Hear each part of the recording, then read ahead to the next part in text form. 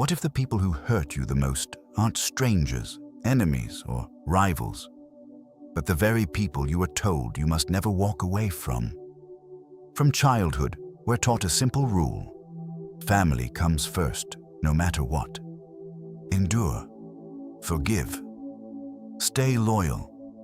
But no one talks about the quiet damage that happens when loyalty turns into self-betrayal. No one prepares you for the moment you realize that staying connected is slowly eroding your peace, your confidence, and your sense of self. Stoic philosophy never taught blind attachment. It taught clarity. It taught responsibility for the one thing you truly own, your mind. Today is not about anger, revenge, or cutting ties impulsively. It's about recognizing hard truths with calm eyes and an honest heart. In this video, we'll explore 8 brutal signs that it may be time to step back, set distance, or even cut ties. Yes, even with family. Not to punish them, but to protect yourself. Because peace is not weakness, and self-respect is not betrayal. 1. They consistently disrespect your boundaries. One of the clearest and most brutal signs that it may be time to cut ties is persistent disrespect for your boundaries. Not once, not accidentally, but consistently, repeatedly, and without remorse. Boundaries are not walls built out of anger. They are lines drawn out of self-respect. They define where you end and where another person begins. When someone continually crosses those lines, they are telling you something important. Your autonomy does not matter to them. This often shows up in subtle ways, especially within families. They comment on your personal decisions as if they are entitled to a vote. They dismiss your need for space as overreacting. They show up uninvited, ask invasive questions, or pressure you into conversations you've clearly said you're not ready to have. And when you finally speak up, they don't listen, they negotiate, or worse, they mock you. You've changed. You're too sensitive now. Family shouldn't need boundaries. From a Stoic perspective, this is where clarity becomes essential. Epictetus taught that while we cannot control other people's behavior, we are fully responsible for what we tolerate. Boundaries are not about controlling others, they're about governing yourself. When someone repeatedly violates your boundaries, the issue is no longer miscommunication. It is character. Pay close attention to what happens after you set a boundary. A healthy person may feel uncomfortable at first, but they adjust. They learn. They respect the line because they respect you. A toxic dynamic, however, reveals itself immediately. They push harder. They guilt you. They frame your boundary as cruelty rather than self-care. This reaction exposes the truth. Your boundary threatens the access they feel entitled to. Stoicism places immense value on dignity. Marcus Aurelius wrote about maintaining inner order regardless of external chaos. But inner order cannot exist if you are constantly forced to defend your limits. If every interaction becomes a negotiation for basic respect, the relationship is no longer mutual. It is extractive. You are giving, adjusting, explaining, while they continue unchanged. Many people stay in these dynamics because they confuse endurance with virtue. They believe suffering quietly is noble. Stoicism rejects this idea. Endurance without wisdom is not strength. It is self-neglect. A Stoic does not allow repeated harm under the banner of duty. They act according to reason, not guilt. Ask yourself this honestly. When you say no, is it honored or challenged? When you express a need, is it respected or minimized? If your boundaries only exist when the other person agrees with them, then you don't have boundaries. You have permissions that can be revoked at any time. Over time, living without respected boundaries erodes your sense of self. You begin to second-guess your instincts. You feel anxious before interactions. You rehearse conversations in your head, not to connect, but to protect yourself. This is not what healthy family bonds feel like. And Stoicism never asks you to sacrifice your mental stability for tradition. Here is the hard truth. Where there is no respect for boundaries, there is no respect for you. And when that pattern persists, despite clear communication, distance is no longer punishment. It is protection. Cutting ties does not start with anger. It starts with awareness. And awareness is the first act of self-respect. 2. Every interaction leaves you drained, not strengthened. Another brutal sign that it may be time to cut ties, even with family, is this simple but revealing truth. Every interaction leaves you drained instead of strengthened, not challenged in a healthy way, not thoughtfully reflective, just emotionally exhausted, heavy, tense, as if something vital has been taken from you rather than exchanged. Pay attention to how your body reacts before and after seeing them. Do you feel anxious beforehand, rehearsing what to say or what not to say? Do you feel relief when it's over, as if you've just survived something rather than shared time with people who care about you? These are not random feelings. They are signals. And Stoicism teaches us to observe signals calmly, without denial. Family relationships are often excused from scrutiny. We tell ourselves, that's just how they are, or it's always been this way. But Stoic philosophy does not honor habits simply because they are old, and it honors what is rational, constructive, and aligned with virtue. If a relationship consistently weakens your spirit, something is fundamentally wrong, regardless of blood ties. Emotional drain usually doesn't come from open conflict alone. In fact, it often comes from subtle, chronic patterns. Conversations that revolve around criticism disguised as concern. Jokes that consistently land at your expense. A constant need to explain yourself, justify your choices, or defend your emotions. And over time, this creates a quiet depletion. You leave interactions feeling smaller, less confident, less clear than when you arrived. Marcus Aurelius wrote extensively about preserving the ruling faculty of the mind. Your mental energy is not infinite. It is shaped by what you repeatedly expose it to. When every family interaction requires emotional armor, constant vigilance, or self-silencing, the cost accumulates. You may not notice it immediately, but it shows up later as irritability, to numbness, resentment, or self-doubt. A Stoic does not judge relationships by intention alone, but by outcome.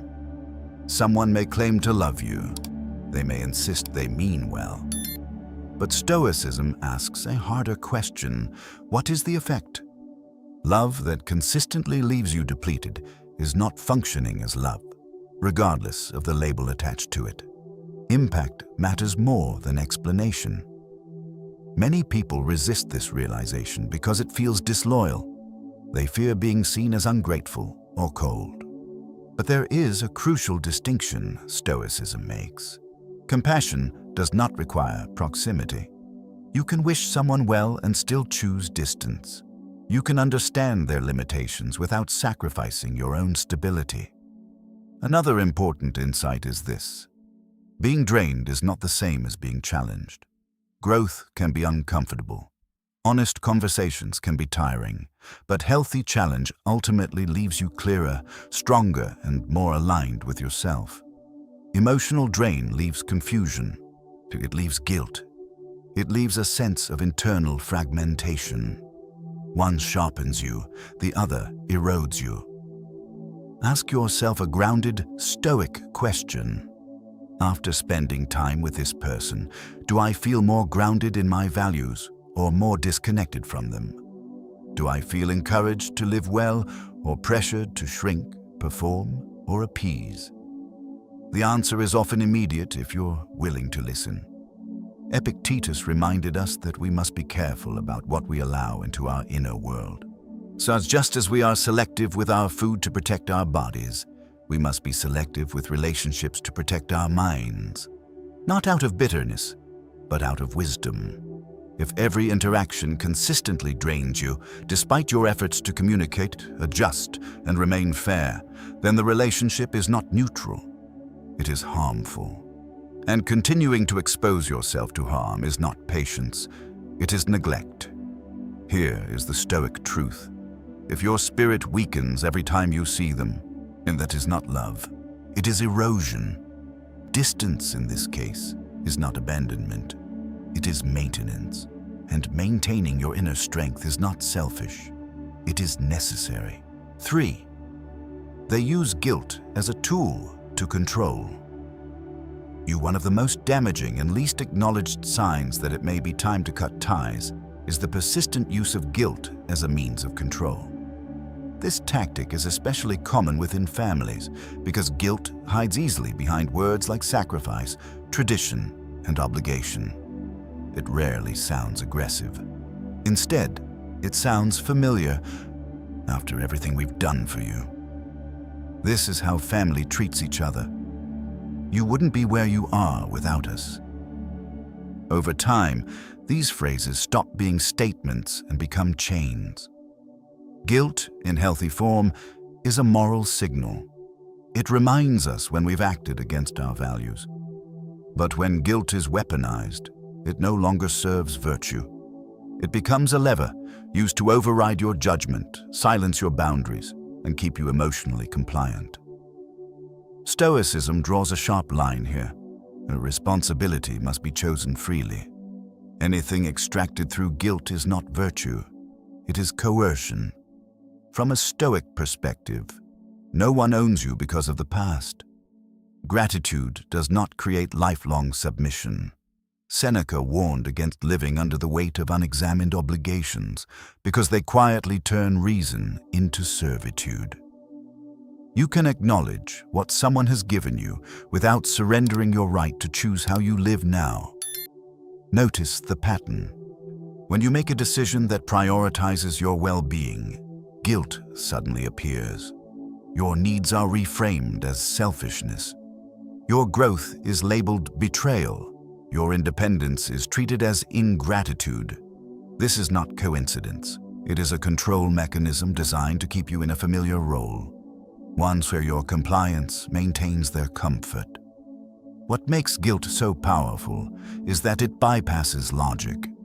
You may know, rationally, that your choice is reasonable, but emotionally, you feel wrong for making it. This inner conflict is exhausting, and it keeps you stuck. Stoicism teaches us to separate facts from impressions. The fact is your choice. The impression is the guilt attached to it. They are not the same thing. Marcus Aurelius wrote that we suffer more from our judgments than from events themselves. Guilt thrives in distorted judgments when you confuse obligation with love or sacrifice with virtue. A relationship built on guilt does not encourage moral growth. It discourages autonomy. It trains you to doubt yourself whenever you act in your own interest. Ask yourself a difficult but necessary question. Do you feel free to make choices without emotional punishment? Can you say no without being reminded of past favors? Can you pursue your own path without being accused of disloyalty? If the answer is no, then guilt is not being used to guide you, it is being used to restrain you.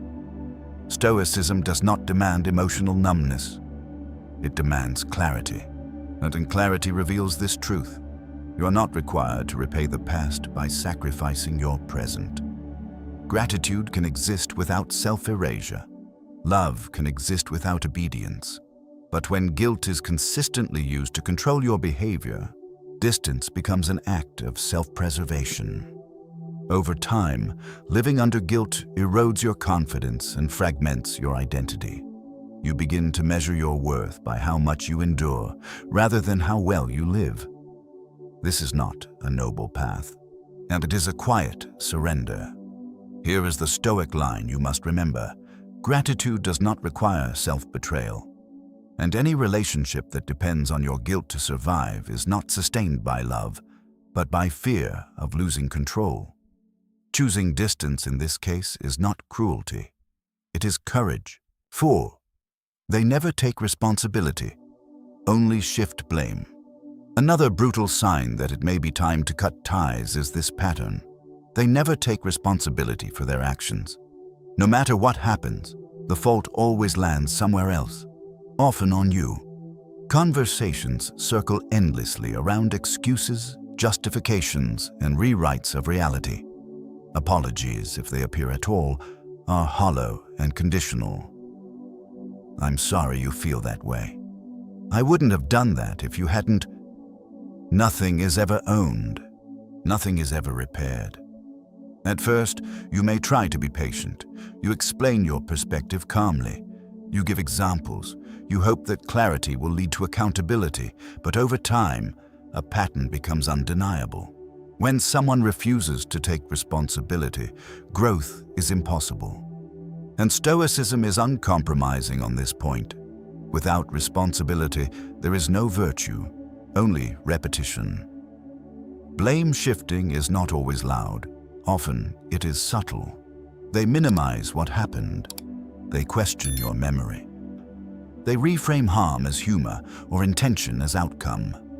You're told you misunderstood, overreacted, or took things too personally.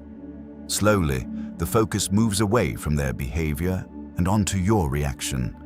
This is not resolution, it is deflection. Stoic philosophy places character at the center of a meaningful life. Character is revealed not by how someone speaks when things go well, but by how they respond when confronted with their own mistakes. And a person who cannot say "I was wrong" is not protecting themselves. They are avoiding the discomfort required for moral growth. And when this avoidance becomes habitual, it poisons every relationship around them. Marcus Aurelius emphasized the importance of self-examination, of looking inward before pointing outward. When someone refuses to do this, they force others to carry the emotional burden instead. You become the one who adapts, who explains, who absorbs the fallout. Over time, and this creates an unequal dynamic where peace depends entirely on your silence or surrender. Ask yourself this: when conflict arises, does it ever lead to real change? Or does the same issue resurface again and again, dressed in new language but unchanged in substance? Patterns matter more than promises. A Stoic trusts what is repeated, not what is proclaimed. There is also a deeper cost to staying in relationships without accountability. You begin to question your own judgment, and you replay conversations, wondering if you were too harsh or too sensitive. This self-doubt is not accidental. It grows naturally in environments where reality is constantly contested. Stoicism teaches us to protect our rational faculty, the ability to see things as they are. Relationships that distort reality undermine this core strength. Some people stay because they believe accountability will eventually come. They wait for insight, maturity, or a moment of realization. But Stoicism warns against attaching your peace to outcomes you cannot control. You cannot make someone face themselves. You can only decide how long you are willing to stand in the fallout of their avoidance. This does not mean condemning or vilifying them. Stoicism is not about hatred. It is about limits. You can understand why someone avoids responsibility without continuing to expose yourself to the damage it causes. Compassion does not require proximity, none especially when proximity demands self-erasure. Here is the hard Stoic truth. You cannot build peace with someone who denies reality. Accountability is the foundation of trust, repair, and respect. Without it, every conflict becomes a loop with no exit. And choosing distance in that situation is not abandonment, it is clarity. When responsibility is always shifted away, the relationship cannot evolve. And staying in a place where nothing improves is not loyalty. It is stagnation. Stoicism calls you to something higher, a life guided by reason, dignity, and truth, even when that truth is uncomfortable. 5. They undermine your growth or independence. Another brutal sign that it may be time to cut ties is this: your growth makes them uncomfortable. Not openly hostile, perhaps, but subtly threatening. When you evolve, set higher standards, or move toward independence, something shifts in the relationship. Encouragement fades, support turns into skepticism, and pride is quietly replaced by dismissal. This often shows up as concern. They question your goals, they downplay your ambitions, and they remind you of who you used to be, not as a memory, but as a limit. You're not like that. Don't get ahead of yourself. Why can't you just be satisfied?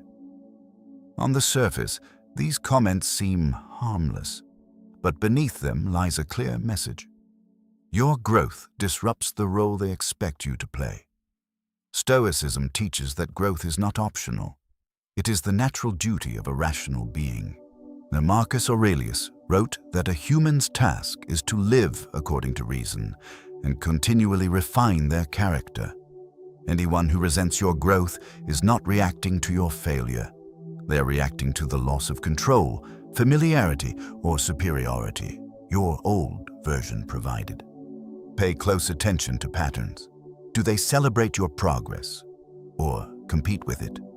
Do they ask genuine questions or immediately redirect the conversation to your risks, flaws, or past mistakes?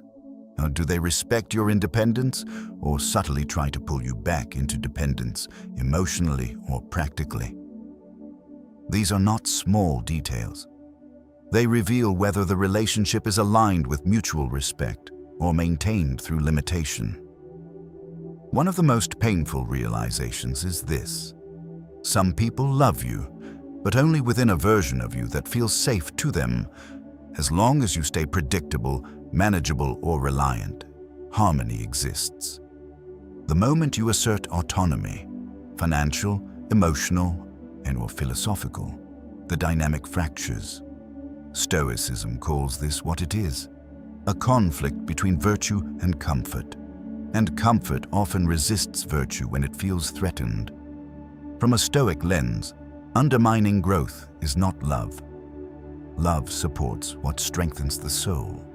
Seneca warned against surrounding yourself with those who weaken your character, not because they are malicious, but because constant exposure shapes who you become. When your environment discourages growth, stagnation is not a risk, it is the outcome. Many people tolerate this dynamic because it is familiar. They mistake friction for concern and sabotage for realism. But growth does not require unanimous approval. A Stoic does not outsource their direction to those unwilling to walk the path themselves. You are allowed to outgrow roles that no longer reflect who you are becoming. There's also a deeper cost to staying.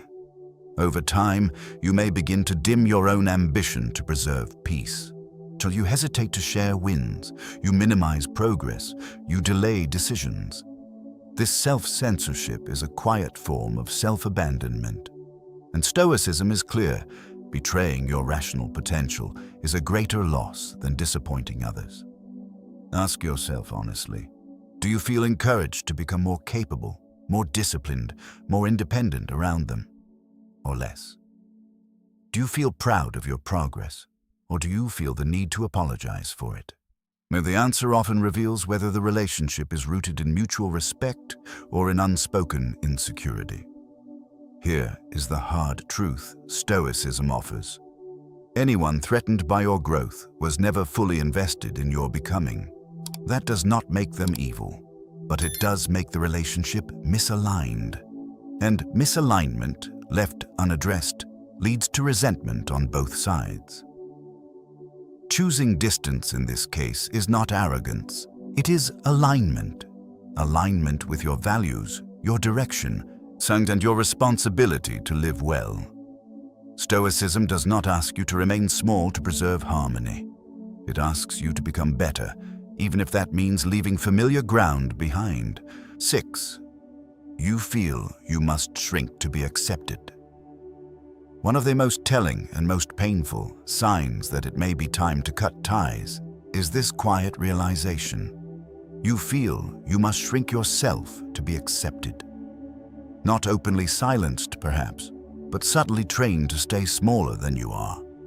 You edit your words, you soften your opinions, you hide parts of your personality, your beliefs, your ambitions, not because they are wrong, but because they make others uncomfortable. This shrinking rarely happens all at once. It happens slowly. You notice certain topics always lead to tension, so you stop bringing them up.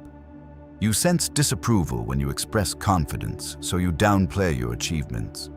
You learn which parts of yourself are safe and which invite criticism, mockery, or emotional withdrawal. Over time, self-censorship becomes a survival strategy. From a Stoic perspective, this is a serious warning sign. Stoicism is built on the idea of living in accordance with reason and virtue, of expressing one's character honestly through action and speech. When a relationship requires you to constantly suppress your rational voice to maintain peace, that peace is false. It is purchased at the cost of your integrity. Marcus Aurelius warned against shaping your soul to fit the expectations of others. He wrote about standing firm in one's nature, even when misunderstood. Stoicism does not demand confrontation at every moment, but it does reject habitual self-erasure. There is a difference between choosing silence wisely and being trained into silence out of fear. Ask yourself what happens when you speak freely. Are your thoughts met with curiosity or contempt? Are your values treated as valid even when they differ? Or are they dismissed, belittled, or turned into jokes? When acceptance depends on you being quieter, simpler, or less yourself, so the relationship is not based on mutual respect, it is based on control. Many people endure this dynamic because it appears peaceful on the surface. There are fewer arguments, less friction, fewer emotional explosions. But beneath that calm lies tension, your tension. Stoicism teaches us to look beyond appearances and examine what is actually happening within. If peace requires you to abandon your voice, that peace is unstable and unjust. The cost of shrinking is cumulative. Over time, you may feel disconnected from yourself. You lose clarity about what you truly think or want. You feel resentment, not because you are mistreated openly, but because you are never fully seen. This inner conflict drains your energy and clouds your judgment. Stoicism identifies this as a loss of inner coherence, the alignment between thought, speech, and action. There is also a moral dimension to this. When you consistently hide your values, you weaken your commitment to them. You begin to compromise not out of wisdom, but out of avoidance. Seneca cautioned that repeated small compromises shape character more than dramatic failures. Shrinking today makes shrinking easier tomorrow. It is important to be clear. Not every relationship requires total transparency. Stoicism values discretion, but there is a difference between choosing what to share and feeling unsafe to exist fully. One is wisdom, the other is fear. And fear-driven relationships are not sustainable.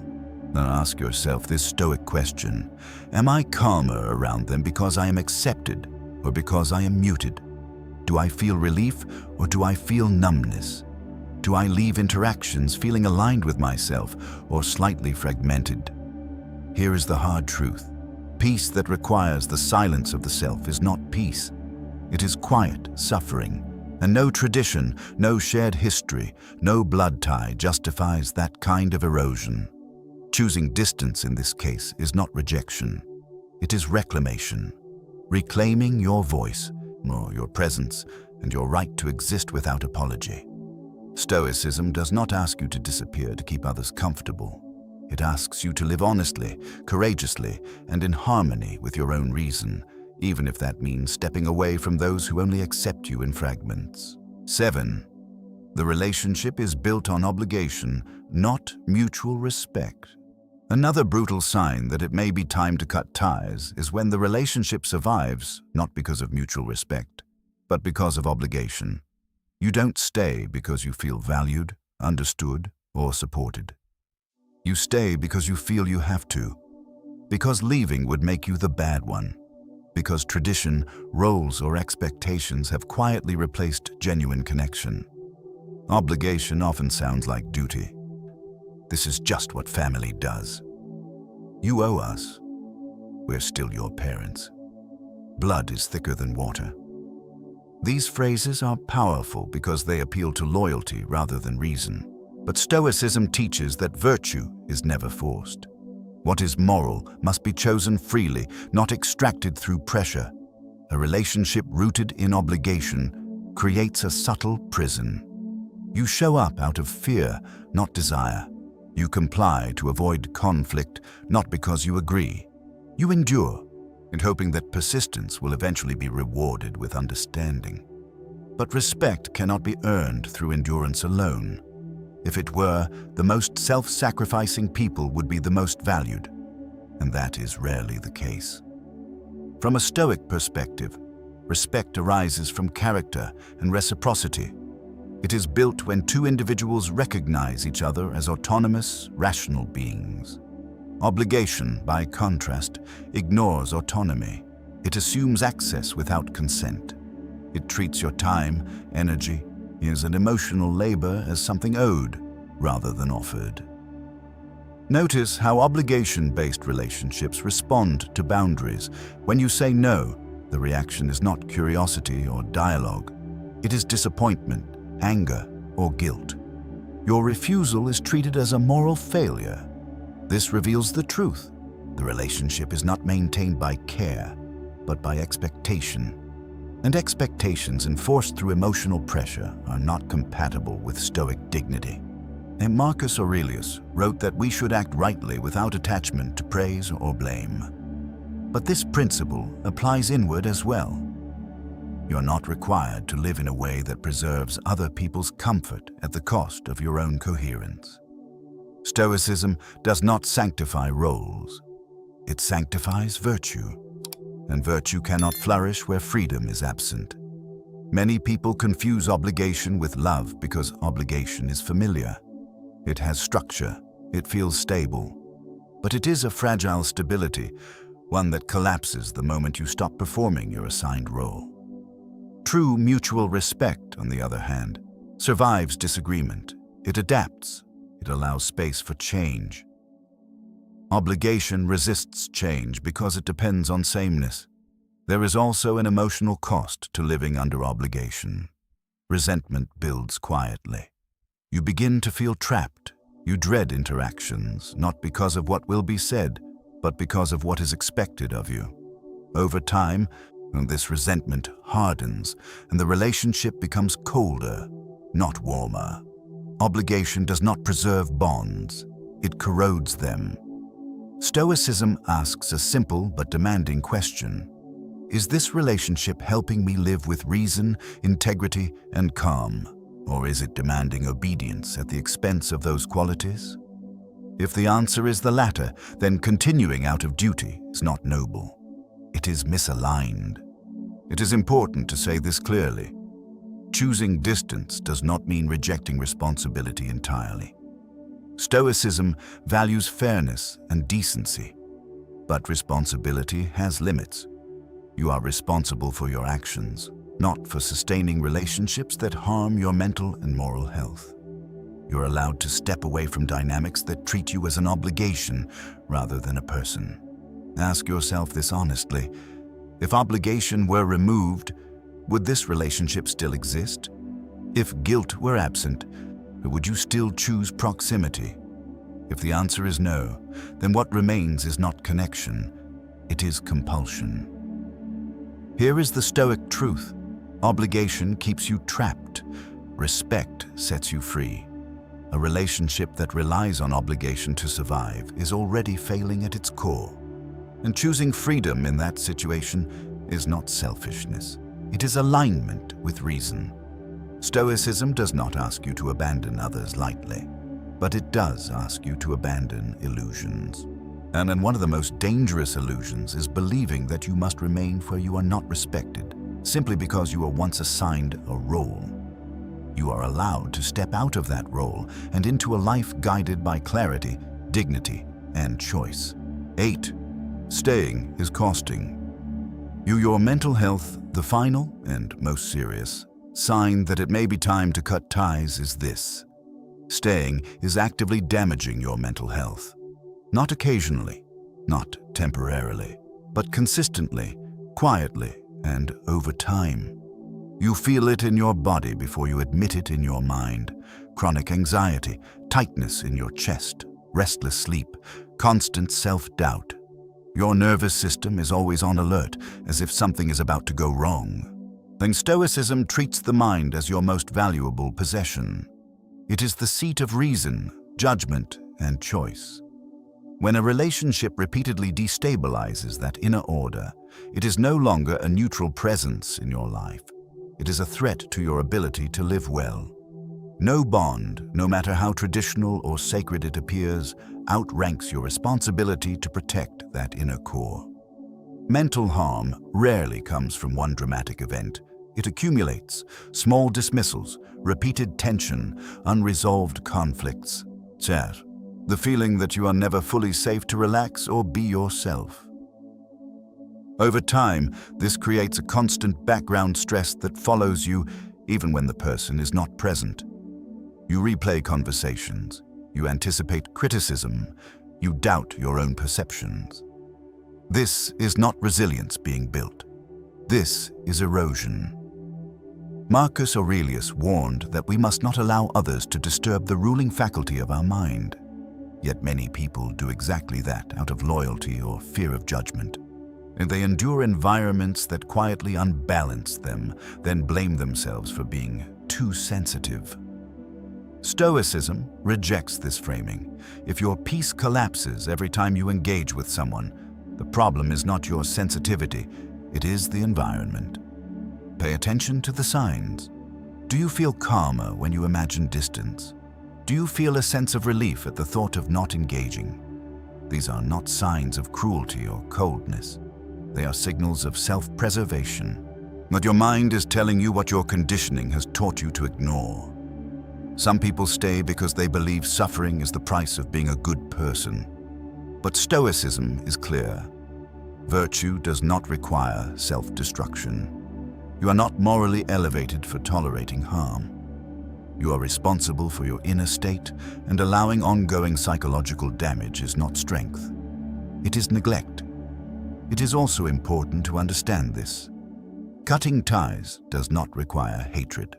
It does not require drama or confrontation. Often, it is a quiet decision, a gradual withdrawal, a firm boundary, a refusal to continue sacrificing your stability. Stoicism values calm exits over explosive endings. Distance can be chosen with clarity, not anger. Ask yourself this final question honestly. Is this relationship helping me become more grounded, rational, and steady, or is it pulling me into constant turmoil? Stoicism does not ask you to endure what destroys your capacity to live virtuously. It asks you to remove obstacles to a sound mind. Here is the truth many avoid. No bond is sacred if it destroys your mind. Family, history, and tradition do not outweigh psychological survival. Walking away in this context is not abandonment. It is responsibility. Choosing to protect your mental health is choosing to protect your ability to think clearly, act justly, and live with dignity. And that, as in Stoic terms, is not only allowed, it is required. Today, we explored 8 brutal but necessary signs that it may be time to cut ties, even with family. We talked about boundaries that are ignored, relationships that drain your energy, guilt used as control, blame without responsibility, growth that is undermined, the pressure to shrink yourself, obligation without respect, and finally, the cost to your mental health. None of these signs are easy to face, but Stoicism was never meant to comfort illusions. It was meant to strengthen clarity. This video is not telling you to act impulsively or burn bridges in anger. It is an invitation to pause, reflect, and observe your life honestly. Take time to sit with these signs. Notice how your body responds.